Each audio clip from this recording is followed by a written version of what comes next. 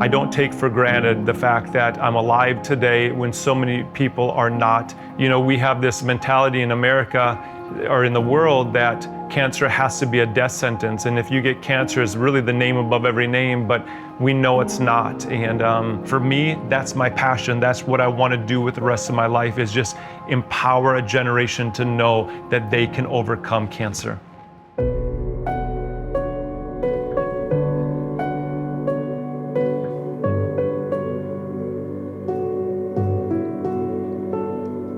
Monday of Thanksgiving of 2024, my brother convinced me to go to the doctor. I was dropping things, I was running into things. I really couldn't articulate that well. My wife was finishing sentences for me. I thought I had probably a mini stroke. You know, serving a pickleball into the court, I couldn't do it for the life of me. Throwing a baseball would actually go sideways, and we just my family all made fun of me and said I was just getting old. And that Monday of Thanksgiving, though, I went to the emergency room, and after 8 hours, they came in and said what they assumed at the time was a glioblastoma. And after going to MD Anderson, getting a second opinion, when they came and did the pathology report, they determined it was a grade 4 diffuse astrocytoma. And they told me I had a 1% chance to still be alive in 8 months.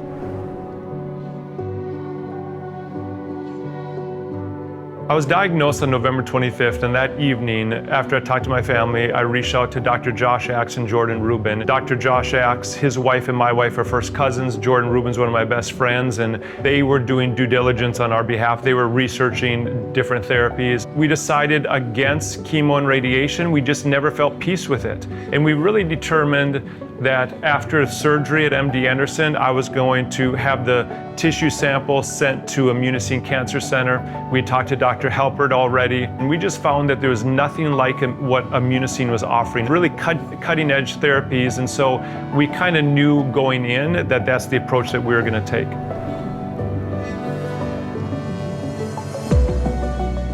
We kind of created a game plan around 5 key pillars of diet, supplementation, detoxification, oxygenation, and faith. And my biggest thing was, okay, how did a tennis ball sized tumor have the opportunity to grow in my body? And how do I reverse engineer that so that I can really establish the terrain of my body in such a way that cancer is just no longer hospitable? And that's really what I did. We just reverse engineered everything using my own tissue and creating a vaccine that wasn't synthetic, that was just basically going to allow my body to work on its behalf and really fight the tumor and allow my body to kind of just work for me rather than against me. You know, I think it was more the unknown, and I think there's a little bit of anxiety because of not knowing what I was getting myself into.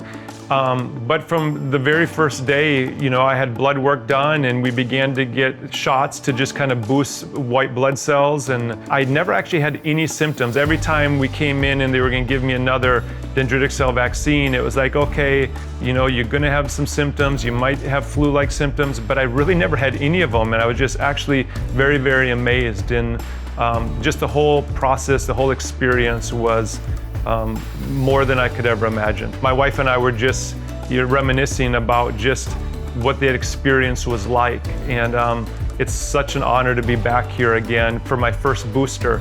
And just to continue to see the people and seeing how it's growing and how many more people are being introduced to the work in this cutting edge technology that Immunocine offers. The advancements in medicine and everything else speak for itself, but I think the family atmosphere, I think things that your staff did and the team did to support me and my family, to let us know that everything was going to be okay, just to really walk with us every step of the way was an experience we'll never forget.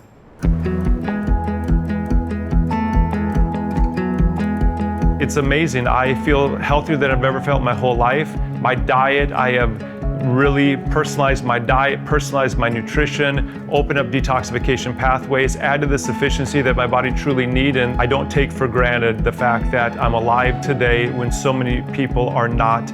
Is cancer treatment expensive? It is, 100% it is. And that's what we found as a family.